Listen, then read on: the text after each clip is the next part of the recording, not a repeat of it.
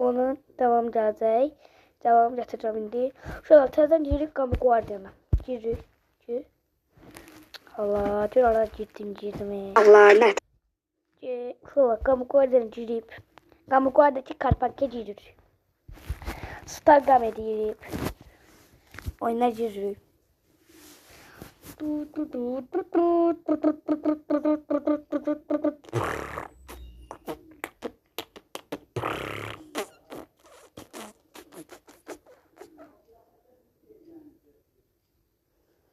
Karpan gözetiriyor.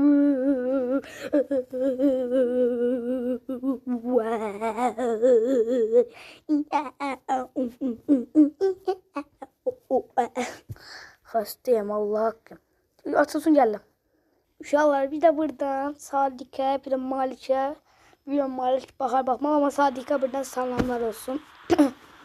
Çok yaxşı uşaqlar ama adamı döyməyə gələndə yumruqlayır.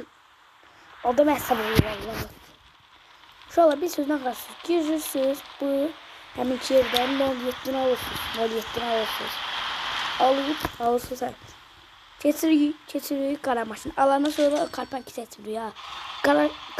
Qara maşını alırıq. Qara maşını seçiyoruz.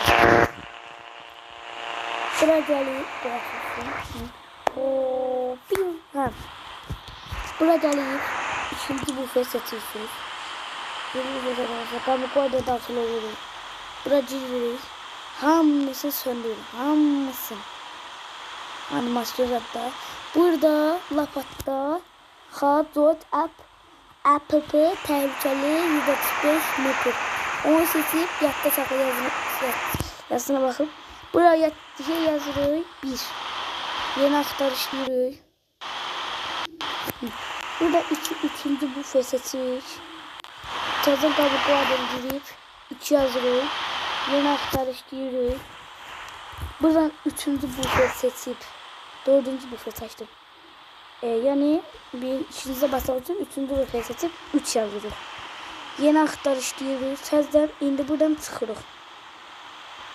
Çıx.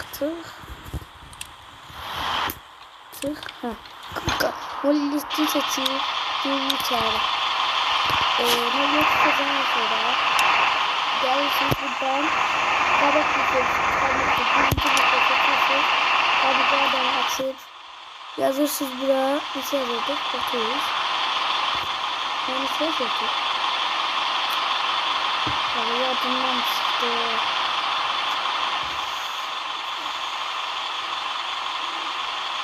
Otur yazıldı.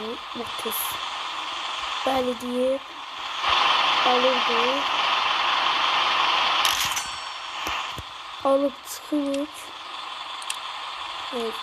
Marşı seçip Tarzan oraya çıxır. Sonra mən də çıxmadı ama bacanağınız varsa çıxarda bilər. Neyse sağ olun, salamat qalın. Məndən bu qədər. Bay bay.